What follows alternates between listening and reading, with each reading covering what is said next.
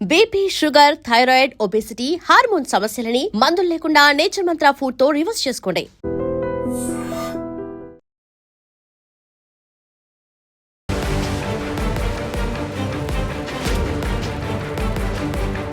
అసలు cell phone open చేస్తే కథం ఒకటే వ్యక్తి గురించి మాట్లాడుకోవాలి.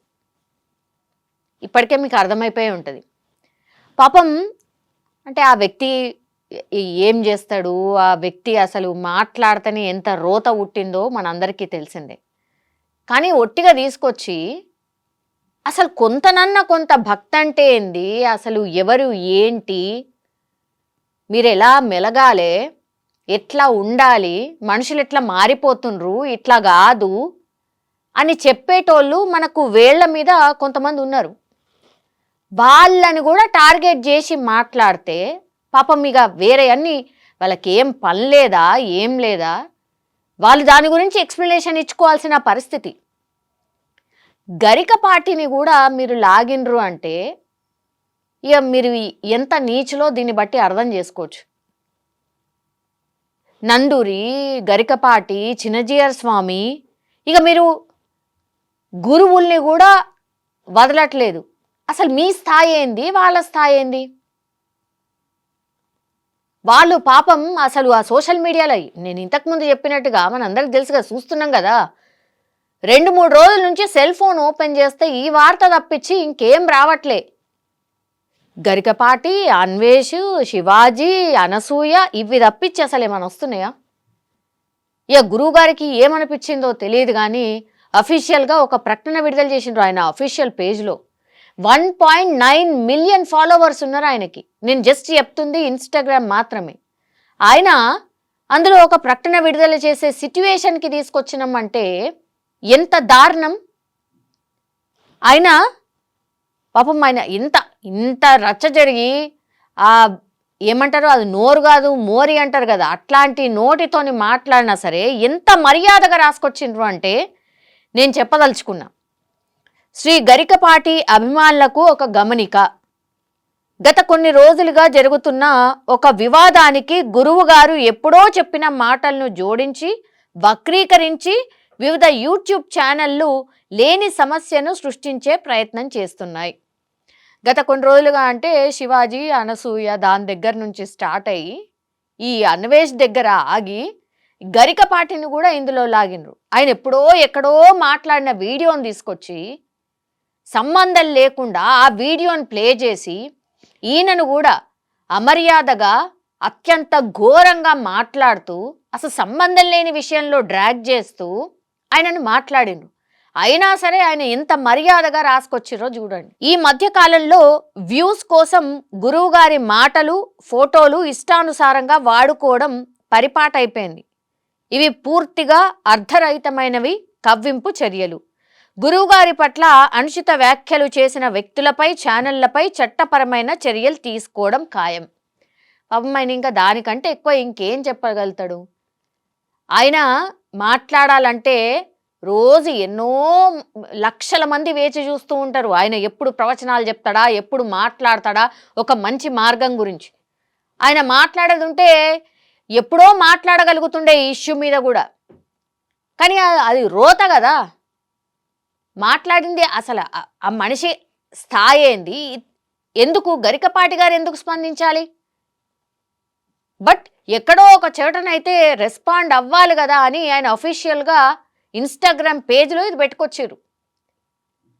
వదిలిపెట్టొద్దు, చట్టపరమైనటువంటి చర్యలు మేము తీసుకోబోతున్నాం అంటే కంప్లైంట్ రేజ్ చేస్తాం, ఈ ఛానల్ గురించి మేము ఒక కంప్లైంట్ రాస్తాం, ఆయన మీద కఠినంగా చర్యలు తీసుకోవాలని కూడా మేము రిక్వెస్ట్ చేయబోతున్నామని రాసుకొచ్చారు.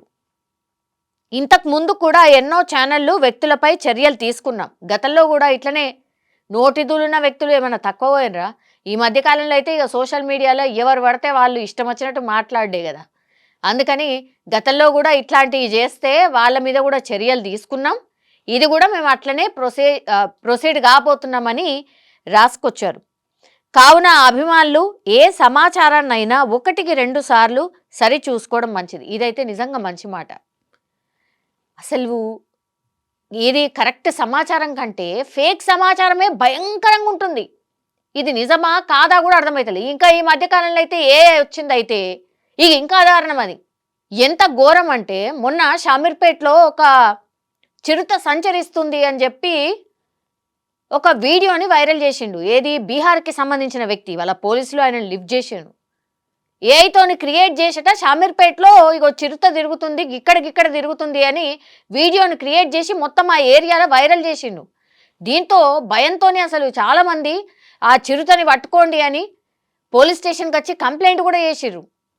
తీరా అసలు ఏడగనబడ్డది ఏంది, ఇది ఎక్కడికి వెళ్ళి వచ్చింది అని మొత్తం ట్రాక్ చేస్తూ వస్తే ఒక మొబైల్లో ఏఐతోని క్రియేట్ చేసి ఒక బీహార్కి సంబంధించిన 18 ఏళ్ల వ్యక్తి అది క్రియేట్ చేసి ఉట్టిగానే చిరుత లేదు ఏం లేదు జస్ట్ అట్లా వార్తని స్ప్రెడ్ చేసిండు అంతే. ఇది పైశాచికం అంటారు. ఈ ఇష్యూ కూడా పైశాచికమే.